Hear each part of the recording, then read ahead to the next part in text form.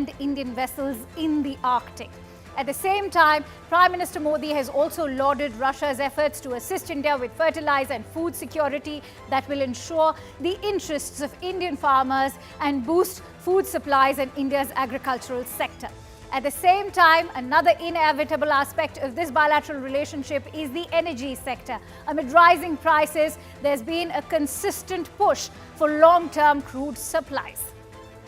Let's not forget, it was Prime Minister Narendra Modi's first visit to Russia since the war broke out.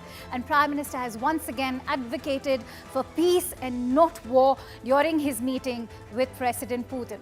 Let me take you through those key aspects of this meeting that has taken place. Prime Minister Modi has highlighted that he held open talks on Ukraine and told President Putin to respect United Nations Charter on territorial integrity and reminded him that no solution can be found on battleground, only through dialogue and diplomacy, while reiterating that both of them, dialogue and diplomacy, are the way forward. Prime Minister has also said that the killing of innocent children is heart-wrenching. Of course, he was referring to that attack on the children's hospital in Kiev.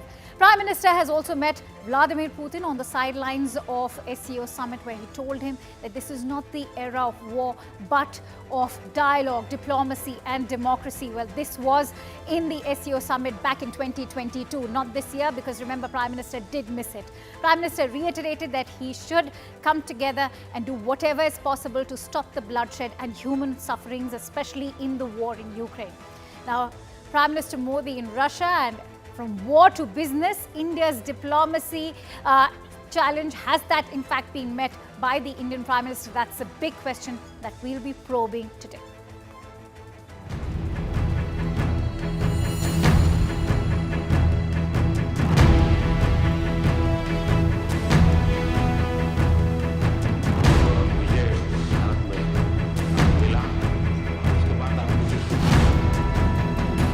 मैं बिना संकोच कह सकता हूं कि इन 25 साल की हमारी इस गहन यात्रा के मुख्य सूत्रधार आप रहे हैं, और मैं आपको विश्वास दिलाता हूं कि, और पिछले अनुभव से मैं कह सकता हूं कि आने वाला भी हमारा कार्यकाल हमारे संबंधों को और गहरा बनाएगा और घनिष्ठ बनाएगा, और हम नए नए अचीवमेंट को लेकर के आगे बढ़ेंगे।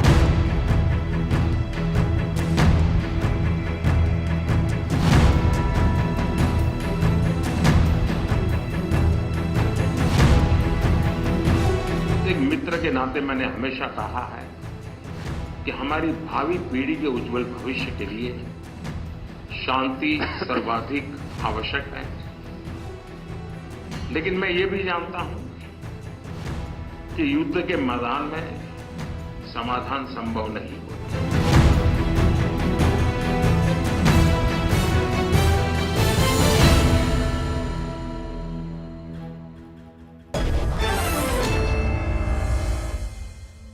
Has India managed to navigate that diplomacy challenge? That's a question I'll be posing to my esteemed panelists today. I'm joined in by Mr. Shashank, who's the former Foreign Secretary at the MEA, Mr. Sushant Sareen, who's a Senior Fellow at the ORF, Tatiana Kukareva, who's a Senior Journalist, Ruslan Botnik, who's the Director of Ukrainian Institute of Politics. Many thanks to you, Tatiana, and the gentleman for joining in.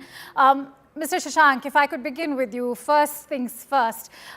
How do you assess Prime Minister's own stance when it comes to Ukraine? He's clearly, without mincing words, told the Russian president that the solution of the war does not lie on the battlefield. How do you view India's balancing act? Well, it's not a question of balancing act only. India has always said that war is no solution to any issues. Ultimately, war also has to then be followed by dialogue and diplomacy. And therefore, India has been constantly, Prime Minister Modi has been constantly talking about that this is not an era of war and we have to go for dialogue and diplomacy, the UN Charter and all those kind of things, to which we are all committed. Now, as far as the issues are concerned right now, I think on one hand, yes, countries are talking about controlling the war and moving towards diplomacy, but then everyone feels that they are in a better position, and so they should be given the solution according to their wishes. So therefore, a solution is not possible. The Americans and the Western Europeans have said that they will continue to give whatever support is needed whatever weapons are needed. So there is no question of any kind of a dialogue end to war from their side till Russia withdraws from every other place and they are able to take Ukraine into NATO, Ukraine into European Union, and put all their missiles on the Russian border. So that is their demand. Russia say that whatever they have already won has to remain with them. Now, in this situation, Narendra Modi can only say that we have to try to persuade all the parties to the conflict to come to a negotiating table. Recently, we saw that in Switzerland, some meetings took place. They wanted India to be there, but they were not really trying to find a solution which would be acceptable to the Russians. So Russians did not attend it. So that there it is. So ultimately, Prime Minister Modi is trying to find a common ground if that is possible. Absolutely. Tatiana, if I could bring you in, if you heard what Mr. Shashank had to say, he's made a significant point. The dialogue and diplomacy may seem a little far-fetched at the moment, but remember how crucial it is in terms of diplomacy for the Indian Prime Minister also, because on one hand, he's being also very keenly watched by the NATO summit, not to forget the kind of reactions that have already come in from the Ukrainian president and of course the US State Department as well.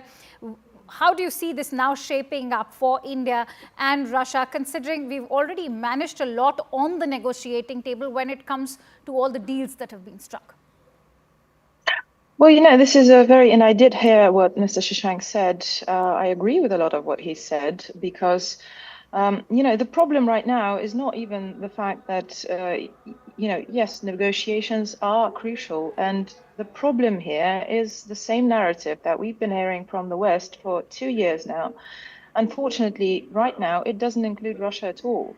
We're talking about negotiations, but the Western parties are trying to make negotiation happen without Russia at the table at all. And that's never going to happen. You need to, there are two sides to every conflict. And the two sides, in this case, have to be present.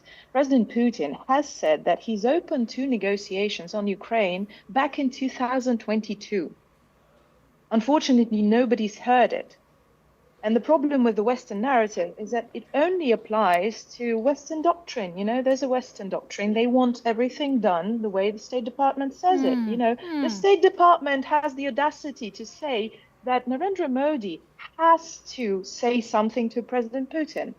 I'm sorry to say that, but, Prime Minister of India doesn't have to say anything. All right. And he doesn't have to respond to the US. All right. In this as well. Point taken. Ruslan, you're talking at a time when you're seeing a very changing global order. You have Iran, Russia, China, and on the other hand, you have the Western Front. And India, of course, as the the leading voice for Global South, has a very tricky diplomatic tightrope walking to do. And the Indian External Affairs Minister has consistently maintained that we believe in multipolarity in the world and we're not living in the times of non-alignment. So taking that multipolarity into view, why should India in fact be even working towards pacifying certain global voices? Hello, colleagues. For me, it looks like for now, India is still not aligned country, and India is not ready in role for a peaceful negotiator between the Russian and Ukraine, between the West and East. India is trying to be out of this situation and seeking for her own economical and political goals. And of course, in Ukraine, we are very disappointed. Our leadership is very disappointed of visit of Indian Prime Minister to Russia and his words about the friendship with Russia and so on, because we were waiting for a more balanced position, maybe for more non-aligned position. At the same time, for me, like an expert, I am clearly understand that India go to Russia for economical reasons, because you have a huge economical trade, you have a huge political and economical and military and other interest. And in this situation, Ukraine is not able to propose for India or for another big South global countries something else, something other which Russia could propose. It's our weak position, but we are still waiting maybe for more more prosperous and more active India's international policy. Maybe we'll be waiting for India's peaceful plan for Ukraine. We have Chinese, for example, peaceful plan for Ukraine. Maybe India will show us something more, and it will be very good for Indian-Ukrainian relation now to make a call or another communication between Ukrainian and India's government after this visit. So, Shant, how do you weigh in on the Ukrainian expectation of perhaps coming up with a peace plan? That is what's my reading of it, because that is at least what Beijing had offered to do when, President Xi Jinping met up with President Putin the last time. But how much of that is a real possibility? On one hand, India is talking about being the leading voice for the global south. On the other hand, we also have our own time-tested ties with Moscow. So, Akanksha, I think we need to be very clear about one thing. Like every other country in the world, which includes Americans, it includes the entire West, and includes every other country, including Ukraine. If India watches out for her own economic and political interests, I don't see what's the problem with that. Number one. Let's get that out of the way. And yes, we have a defense relationship with the Russians. We increasingly have an energy security relationship with the Russians. There is a certain amount of trust and confidence that we have between India and Russia. And those are assets as far as India is concerned. And I don't see any reason why just because somebody doesn't like Russia anymore, India is supposed to, walk away from that. Secondly, and I think more importantly, because we have a political and a diplomatic capital with the Russians, how many leaders in the world can sit with Mr. Putin and as a friend tell him that, look, maybe you need to start looking at this entire war in a certain way, and maybe we should try and think of some way out of this conflict. How many people can do it? Is the Western approach, which is of hectoring, which is of ostracizing, which is of isolating Russia, which is of, even going down to the level that Russian players can't play, Russian music is not acceptable, Russian art is something that, is no longer acceptable. Is that level helpful in ending a war or resolving a crisis or promoting a diplomatic solution? Or is the Indian approach that, look, yes, Ukraine is a friend, Russia is a friend, this is not a war we endorse, this is not a war we like, this is not a war we think is in anybody's interest. Right. And this war comes to an end, the better it is. So we are trying to, counsel whoever will listen to us that this is the path you need to follow. Now, should we have a peace plan? I think a peace plan is not very helpful until and unless both the protagonists, that means Ukraine and Russia, forget everybody else, Ukraine and Russia have to be ready to sit on a table and talk it out. And the first step for that has to be some kind of a ceasefire, something which the Prime Minister alluded to when he says that, look, as long as a war is going on, you can't really be thinking about peace. So I think the message was there needs to be some kind of a pause in this conflict so that the two sides can come together. And until both the sides can come together, all peace plans are basically nothing more than virtue signaling as far as I am concerned. Absolutely. Virtue signaling is, in fact, a good way of looking at it. But Mr. Shashank, why only place all expectations, the burgeoning expectations rather, on New Delhi, whether it comes to controlling our imports of crude oil, whether it comes to cutting down our defense supplies from Moscow, keeping in mind that 60% of our own defense equipment are still of Russian make. Having said that, why is only New Delhi expected to make those cuts when it comes to our own bilateral ties with Moscow? I think there was some kind of misreading of the Indian intentions when India joined the Quad and decided to join hands with the Western countries, joined the G7 extended dialogues. In G20, they became very keenly involved that if they were not getting the UN Security Council permanent membership, at least they should try to put their voice in various forums, including the forums set up by the Western countries. Now, the point is that the Western countries, especially America and UK and France, they have been insisting that whatever decisions they take, and I'm sure that they themselves do not know what are the decisions that they are taking, because there is an internal debate going on in all these countries that their leaders do not know what is the end solution that they are thinking in terms of Ukraine, Russia. And Ukraine is not able to tell them anything. Every time Ukraine says that, all right, we would like to try to have a dialogue, have peace, Chinese offer something, the global South offers something, South Africa had said something. But then Ukraine is not able to move forward because there are people who say, no, we will give you $6 billion worth of armament. Let more Ukrainian people die. Let more Ukrainian children die. But they have no end plan. So therefore, India is there setting up its own position that, all right, we want a solution by diplomacy and dialogue.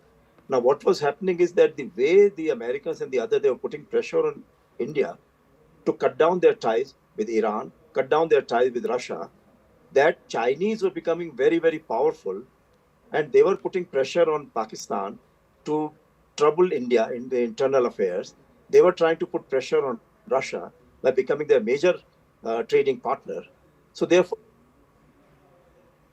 all right, I think we seem to be losing out on Mr. Shashank's connection. While we do that, Tatiana, a lot is talked about how much importance and significance has Indian Prime Minister placed on Russia being his first bilateral visit ever since he's taken over as the Indian Prime Minister for a third time. What does that now speak of India's own ties and the significance that it's bestowing on Russia? And does that give New Delhi a unique position to bargain in this overall geopolitical scenario at a time when, China is also drawing its own clout out of this relationship it has with Russia? That's a good question, but just let me very, very briefly, take you back to about 10 minutes ago, something that your Ukrainian guest said that was very, very important, but we kind of, it gets missed in all of the rest that is said. Look, he said, look, India is still a non-aligned country. I don't remember Prime Minister Modi ever stepping away from the non-alignment idea. But when he says, look, we need a more balanced peace plan. So you see, the balanced peace plan means in fact, alignment. India's taken it a step forward. We believe in multipolarity because that's what the times of today are. And non-alignment is in fact a more obsolete belief. That is something that's almost been acknowledged by India's own External Affairs Minister. And this is exactly the answer to your question. And this is what doesn't sit well with the West, because the US and its, Ukrainian proxies who have been at least very well educated in these 2 years that we've spent in this conflict, they don't play in that scenario. They don't understand the multipolarity. They still want to be the only world superpower telling other people what to do. The Prime Minister Modi is stating a very clear position. It is a politics of non-alignment. It is an idea of taking its own path for India. And that doesn't sit well with the West. The West is not ready for India to be non-aligned or to be unbalanced in the sense where it's not aligned with the West. Right. This is what's not working here.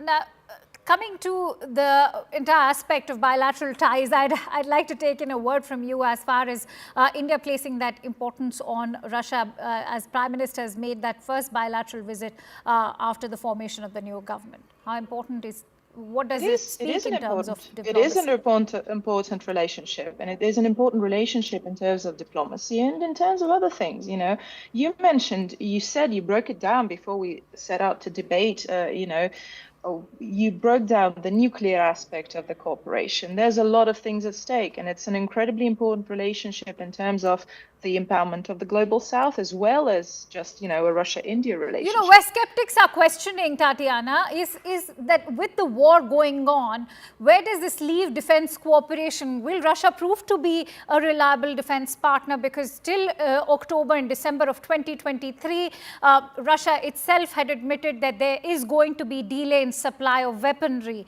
because they are prioritizing that supply for the war in Ukraine. Where does that now leave Moscow in terms of reliability as a defense partner?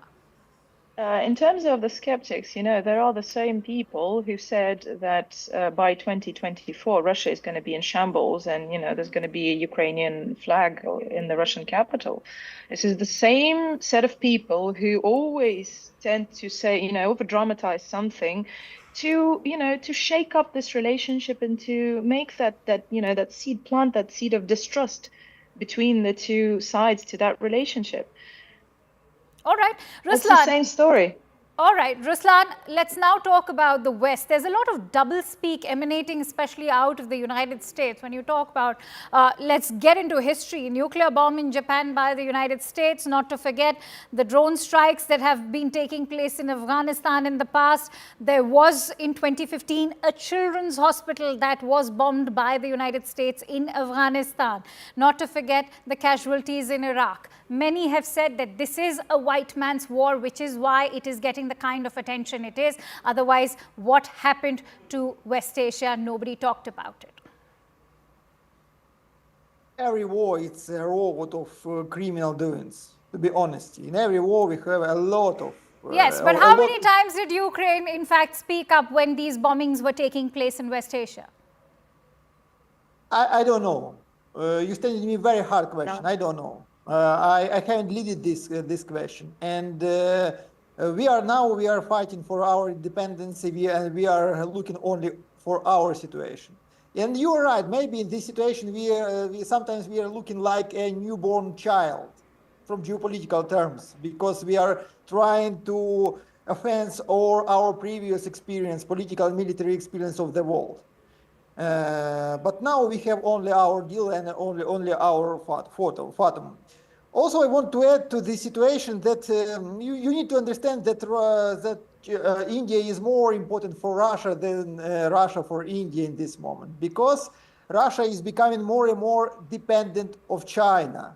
And India could be like a second leg for Russian body international trade. So Russia is trying to lower her dependence from the China, developing the cooperation with India in this moment. Not only with India, but also with Turkey, with other countries, which they are looking around the world. And of course, India has a good chance to a good bargain from the Russian Federation this moment, and Premier Minister Modi trying to use this situation. I'm glad you highlighted that, Ruslan, because that's exactly the multipolarity that we were talking about. Because Sushant, I'd like to bring you in, just like the way the West needs India, especially the United States, to sort of counterbalance China's clout in South Asia. The fact of the matter is that Russia too needs New Delhi as much as it depends on Beijing. And that is precisely the reason why the West should not be so bloody-minded about Russia. Because as far as the West is concerned, the really big strategic struggle is not against Russia. Russia was very keen for very good relations with the West. It was the West which was pushing and needling Russia needlessly. So, if Russia is looking at India to counterbalance China, I think the West should be celebrating that this kind of a thing is happening. And this is precisely what we have been trying to convince the West, that look, if you are going to be pushing Russia into the Chinese embrace, you are not helping your own cause in that larger strategic struggle that you are looking at. Russia on the side of China is a strategic disaster as far as we are concerned. This is precisely what we are trying to convince them of. But somehow, the European mind seems to be impervious to this logic, because they've always looked at Russia as this big bad wolf which is going to come and gobble them all up. That's not the case, really, at least from the way we look at it. And frankly, if the West was to, step back a little bit, look at the geopolitical map, the geostrategic map, they would understand where India is coming from. Something we have told them on numerous occasions, but somehow, it's a fossilized, impervious kind of a mindset which simply does not get this. All right. Let me quickly take one from Tatiana before I end with Mr. Shashank's closing thoughts. Tatiana, when you talk about the historical strength of India-Russia ties, this is one relationship which is defined by strategic autonomy.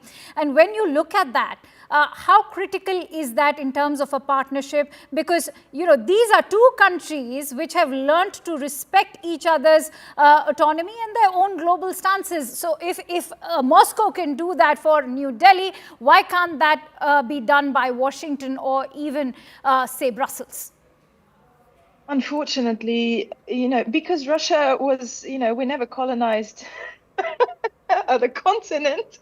We kind of focused on our own.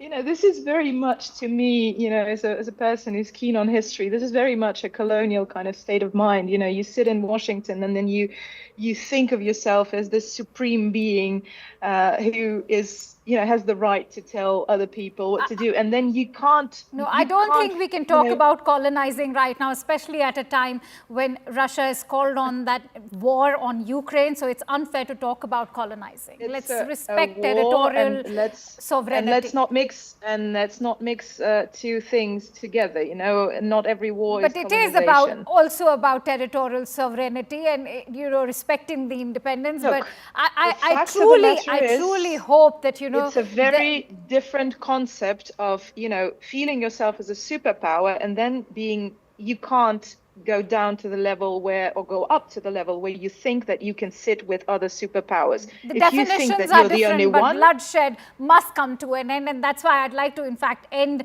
with Mr. Shashank's thoughts. I'm sorry, Tatiana, I'm running short of time.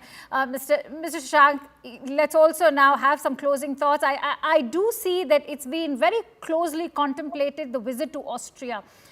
Prime Minister has already said that there are commonalities between both the nations because they uphold the values of pluralism and democracy and the ideals of democracy. Can Austria offer something in terms of, you know, sort of towing that diplomatic tightrope walk between the West and India at the moment?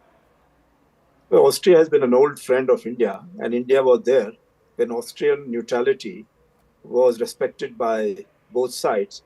So therefore, there is an old relationship. In fact, I'm surprised that our Prime Minister is going there after 40 years. 41 years. So therefore, there is this issue that the Central European countries, which have seen waves of immigration coming in from the Middle East, where bombing has been going on by the West, by the Americans and the NATO countries. Therefore, we see that, yes, there is a problem that countries like India, which are democracies, they face because a lot of illegal migrants come in from outside. Secondly, the people they try, which are not democracies, real democracies, let's say Pakistan or China, they are trying to foist a two-front war on India, a conflict on India, by trying to destabilize the internal situation in the country. Americans have not been very helpful in that regard. So people in India are feeling that we must find friends in Europe and friends in Asia who understand us. And I'm glad that African countries have joined G20 when India tried it. So therefore, there's a global South bloc which is going on, and India's wishes that we must have a diplomacy and dialogue solution to the Ukraine issue would be acceptable after the elections take place in USA. And England is trying to now focus and improve in following whatever they have been doing in the past. But I think the Americans who have to work out, do they want peace or do they want to have only continuing war all the time? All right. Ruslan, I give you 30 seconds. Please share your closing thoughts on the possibility of dialogue and diplomacy for the war in Ukraine. I think negotiation is started already, but everybody is waiting the ending of presidential election in the United States. Because we need guarantees for any agreement, and without new president of the United States, we will not be able to take these guarantees. Would you admit that US is playing a very significant role in funding this war? A lot of countries. It's a three-level war. It's geopolitical war also, in any case. So we need new president of the United States to sign this agreement. I'm very happy you say that. Do you think that a change of guard in the United States, and if it is not President Biden, will spell the end of this war? It suits also for other sides, for China also, for many other countries, not only for the United States. All right. Many thanks to you, Ruslan. Here's in fact coming to the end of this discussion. We do hope that a solution is worked upon as far as that war in Ukraine is concerned, and that it should not just be coming in from the leader of Global South, that is India. Perhaps US and the EU can play a more supportive and beneficial role in fact, marking the end of that war. And with that, in fact, it's time to slip into a quick break. But after a break, don't go anywhere. We'll be talking about two political leaders who've been killed. Another one has been attacked, and that's in the state of Tamil Nadu. Is political patronage emboldening the goons in Tamil Nadu? That's a big question we'll be probing. But after a quick break, stay tuned to Plain Speak.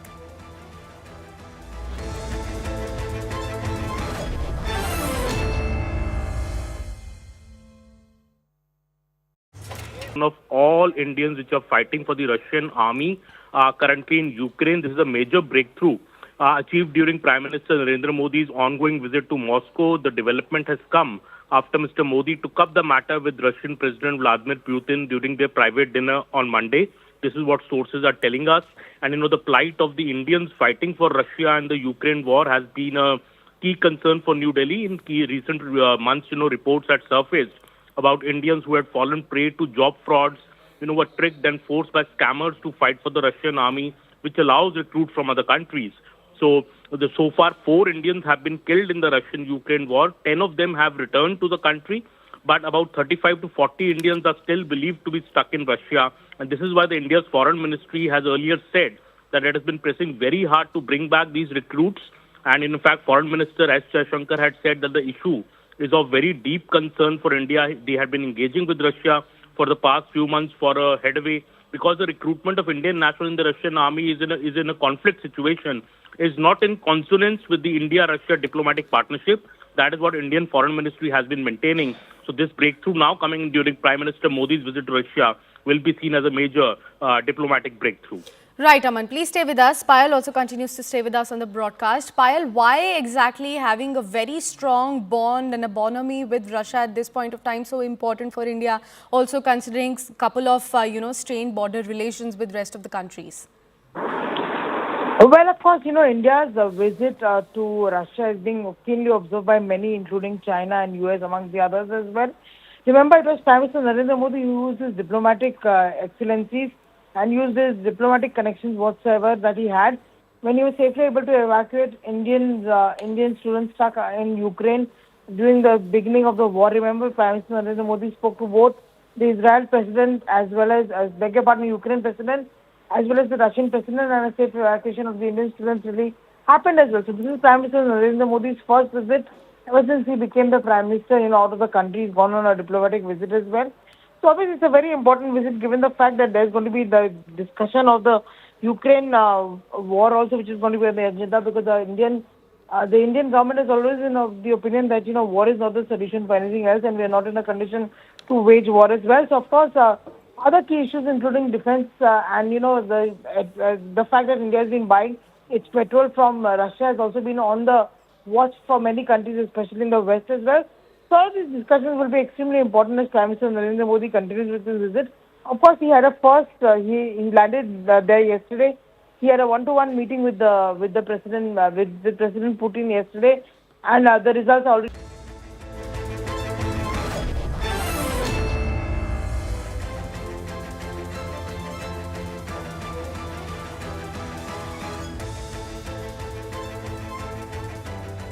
Welcome back. You're watching Plain Speak. I'm Akanksha Swaroop. Now, 2 consecutive murders and 1 leader have been attacked in broad daylight, and that's now put the spotlight on the law and order situation in Tamil Nadu. Days after Tamil Nadu BSP chief's murder, M.K. Stalin has now met with the BSP president of Tamil Nadu, Armstrong's family, and assured that the culprits will not be spared. The attack on political leaders has already sparked a political outcry. The opposition is slamming Chief Minister M.K. Stalin. They say that law and order situation is only deteriorating during the DMK regime, and atrocities against the Dalits are now on the rise. The BJP has also questioned the hypocrisy of India bloc and asked if Rahul Gandhi will visit Tamil Nadu and meet the victims of all these families. The DMK government, meanwhile, has assured that the culprits will be punished.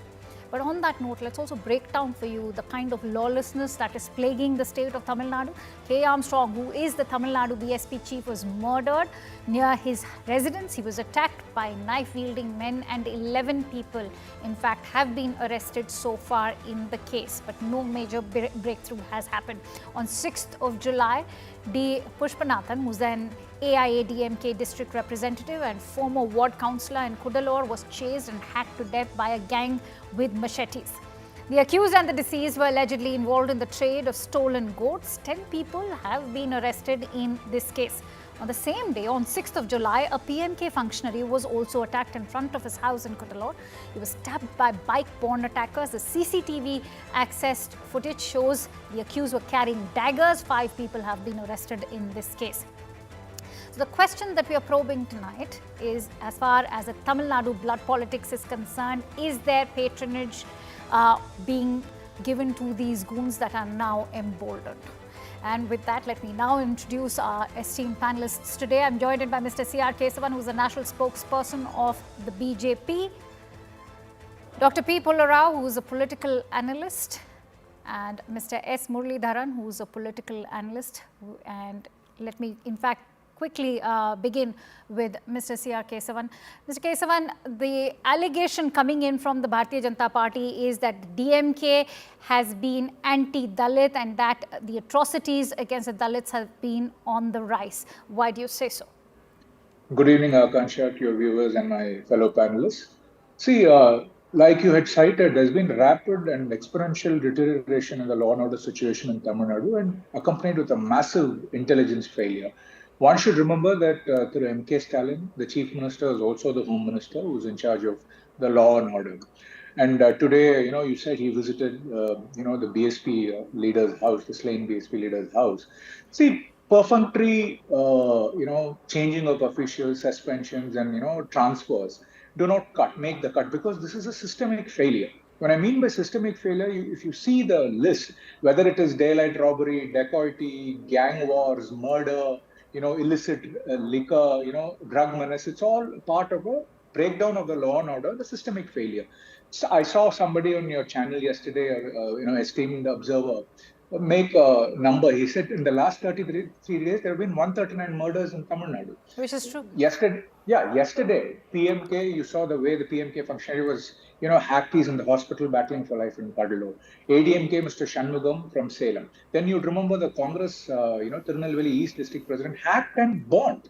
2 months, nobody knows, what is the status of the case. You'd remember BJP, last year in September, we had a youth Congress functionary called Jagan Pandyan. He was killed in daylight. And then you had a SC Morcha treasurer, Mr. Shankar, who was also brutally murdered. So if you say that the BJP is criticizing we are an opposition party, let me just make this point. Mr. Thirumal is a strong supporter of the DMK. What did he say?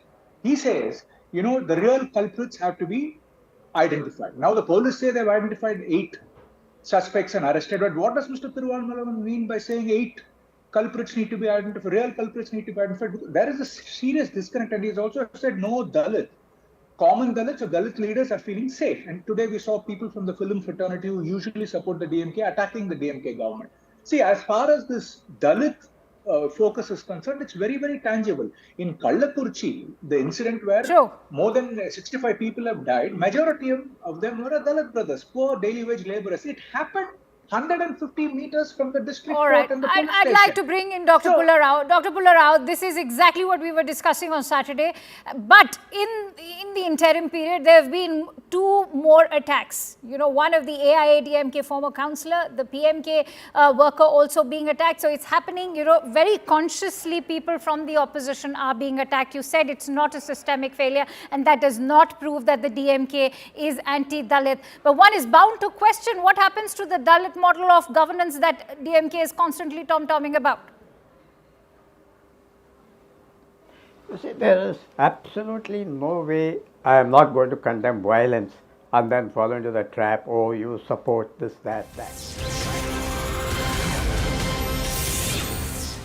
Андрей Первозванного. Это старейший орден, который учрежден более 3 веков назад российским императором Петром Великим. Согласно статуту, им награждаются видные российские государственные, общественные деятели и лидеры зарубежных стран за выдающиеся заслуги.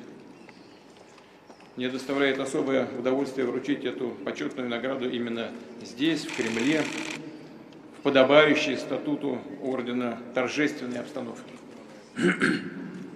Уважаемый господин премьер-министр, дорогой друг, награждение вас орденом святого апостола Андрея Первозванного отражает искреннюю признательность российской... The order of Saint Andrew the Apostle, the first school that is presented to you as testimony to Russia's sincere gratitude for the significant contribution you are making to strengthening friendship and mutual understanding between our nations and countries. You have always actively advocated broader contacts with our country. Back when you were Chief Minister of the state of Gujarat, you came up with the initiative of twinning your state with Russian regions, namely the Astrakhan region.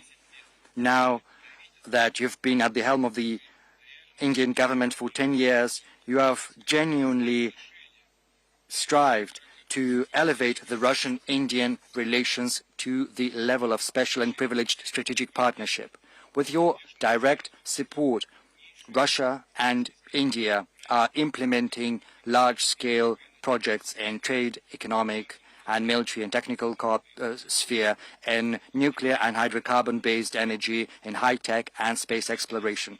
It would be impossible to overemphasize your contribution to building a resilient framework for Russian-Indian cooperation in the international arena, where both our nations are defending the principles of multipolarity and rigorous observance of international law, working together for the sake of stability, global and regional security, and working closely within BRICS and the Shanghai Cooperation Organization.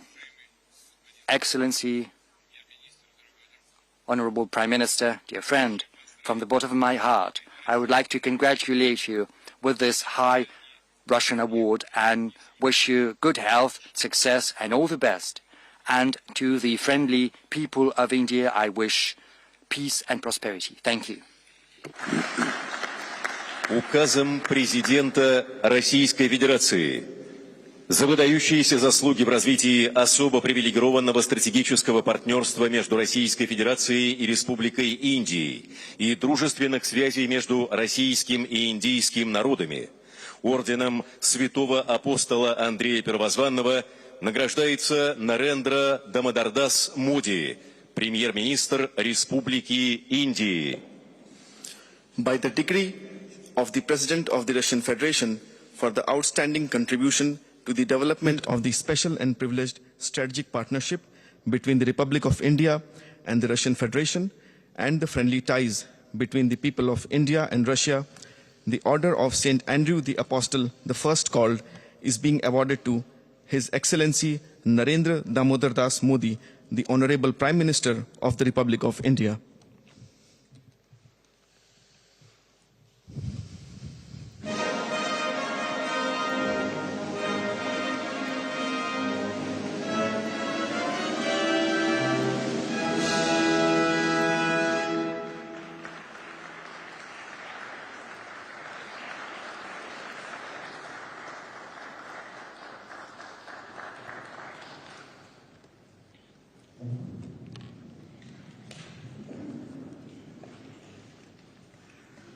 Your excellency और मेरे मित्र राष्ट्रपति Putin,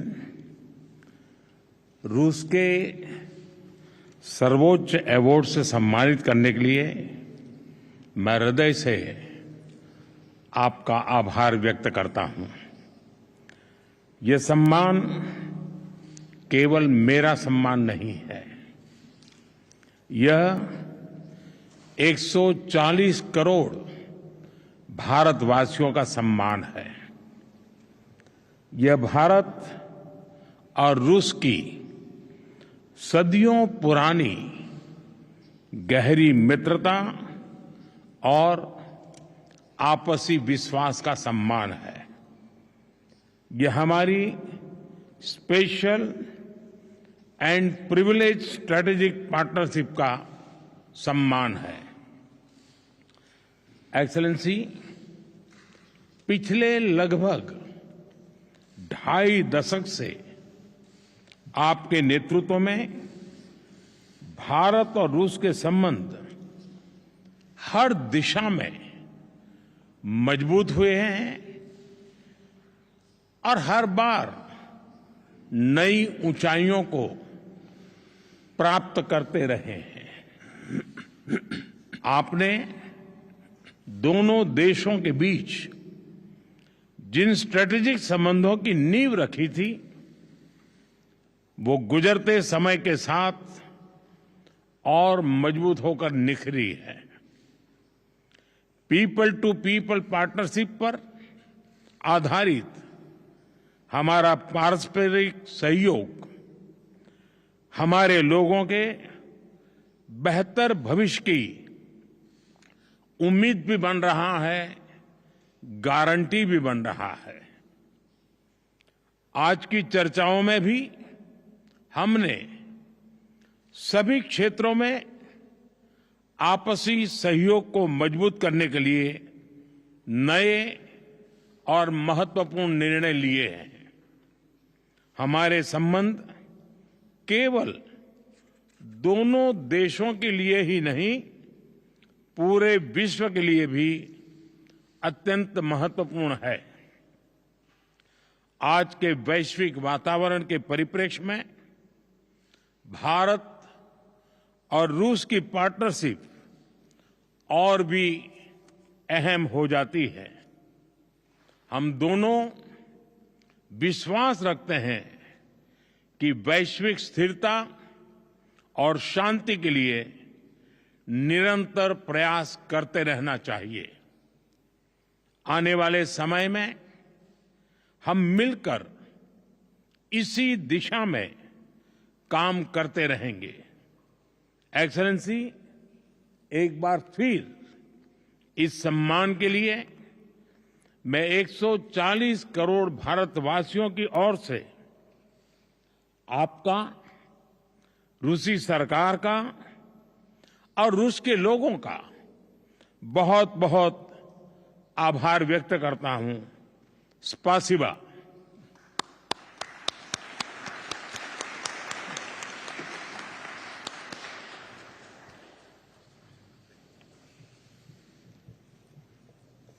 Дамы и господа, церемония завершена. All right, so Prime Minister Modi being awarded the Order of St. Andrew the Apostle, which was bestowed on him in the year 2019 at St. Catherine's Hall of the Moscow Kremlin as well. The order was presented to Prime Minister Modi for his distinguished contribution to the development of a privileged strategic partnership between Russia and India, and only to also signify the time-tested friendly ties between Moscow and New Delhi and between, in fact, the two countries. It was to also give you a bit of a brief about this Order of St. Andrew the Apostle. It's the highest order of chivalry in Russia. It was also established by Tsar Peter the Great in 1698 in honor of St. Andrew, who is considered the patron saint of Russia. The order was originally created to recognize outstanding civilian and military merit and to also reward individuals for their exceptional service to the state. And at a time of this geopolitical influx, as we've also been discussing earlier during the show, this Order of St. Andrew the Apostle holds special significance for India and Russia ties, not to forget the overall geopolitical climate on a day when the NATO summit is also very closely observing this very crucial summit. Let's quickly go across to Anand Narasimhan, who continues to report live for CNN News 18. Anand, if you could shed light on the greater significance of the Order of St. Andrew the Apostle today. The Order of St. Andrew the Apostle is the highest award conferred on any Russian. All right, we'll try and reconnect with Anand over there, but those visuals speaking 1,000 words for themselves, a bear hug being exchanged between the two heads of the state as the Russian president bestowed Prime Minister Modi with the Order of St. Andrew the Apostle. As we've already informed you, it's the highest order of chivalry in Russia. And it was in fact established by Tsar Peter the Great in 1698 in order, in fact, to honor St. Andrew. And at the same time, the order was presented to Prime Minister Modi for his distinguished contribution to the development of a privileged strategic partnership between Russia and India, and to also signify the greater friendly ties between the two countries.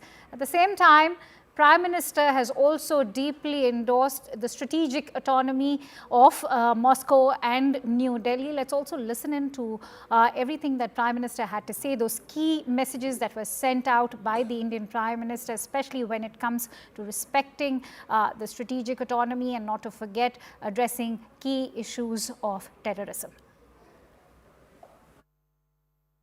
पिछले 40-50 साल से भारत आतंकवाद को झेल रहा है। आतंकवाद कितना भयानक होता है, कितना घिनौना होता है, तो हम 40 साल से भुगत रहे हैं। ऐसे में जब मॉस्को में आतंकवादी घटनाएं घटी, दागिस्तान में आतंकवाद की घटनाएं घटी, उसका दर्द कितना गहरा होगा इसकी मैं कल्पना करता हूं, और मैं हर प्रकार के आतंकवाद की घोर निंदा करता हूं। कल आपने मुझे अपने निवास स्थान पर बुलाया और एक सच्चे दोस्त के रूप में कल शाम हमने करीब 4-5 घंटे तक साथ रहे, अनेक विषयों पर हमने बातें की, और मुझे खुशी हुई कि यूक्रेन के विषय में हम दोनों अपने अपने विचार खुले मन से, विस्तार से हम उसकी चर्चा कर पाए, और बड़े आदर के साथ एक दूसरे के विचारों को हमने सुनने समझने का प्रयास किया। युद्ध हो, संघर्ष हो, आतंकवादी हमले हो, मानवता में विश्वास करने वाला हर व्यक्ति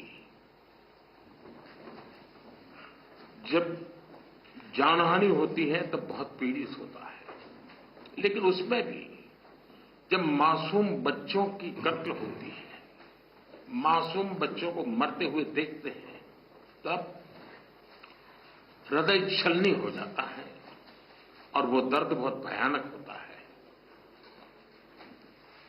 और इस विषय में भी आपसे विस्तार से चर्चा हुई। एक मित्र के नाते मैंने हमेशा कहा है कि हमारी भावी पीढ़ी के उज्जवल भविष्य के लिए शांति सर्वाधिक आवश्यक है, लेकिन मैं ये भी जानता हूं कि युद्ध के मैदान में समाधान संभव नहीं होते।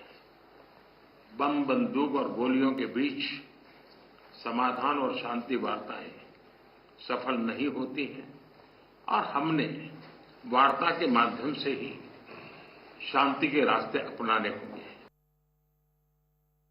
The solution's not on the battlefield. With that message of peace, Prime Minister Modi has concluded his first bilateral summit after he formed the government for a third time. And that brings us to the end of this newscast. Thank you so much for watching Plain Speak with me, Akansha.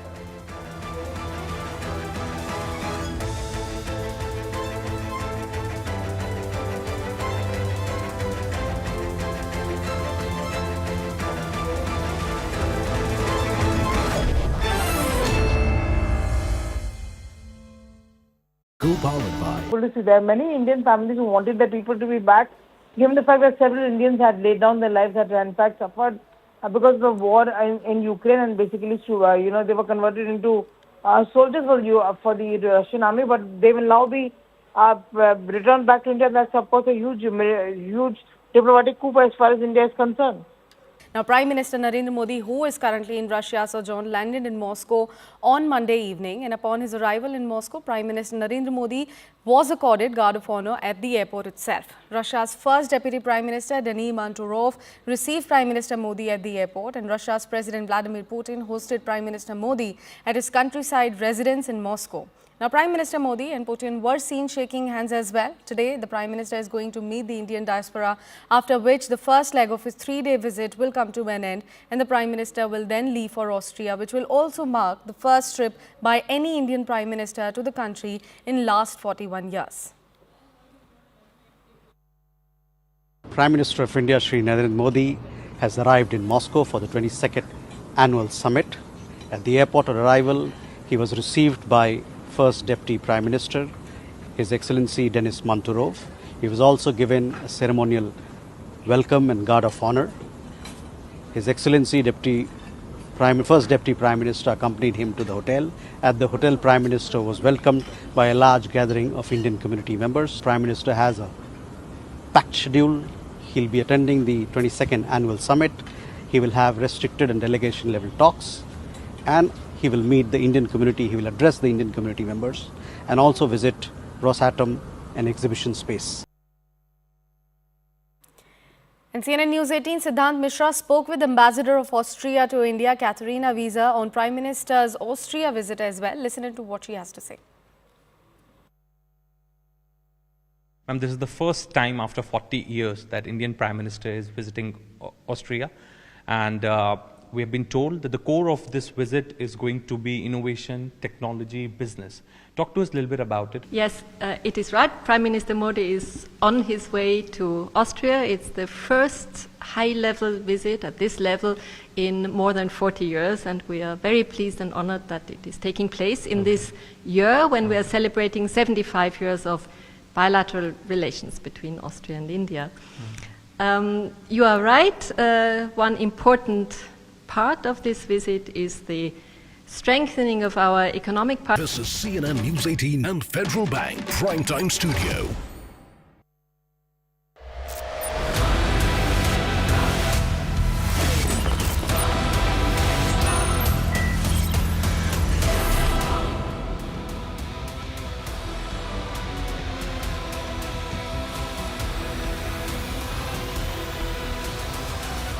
You're with the hard facts, viewers, from the CNN News 18 Primetime Studio along with Federal Bank.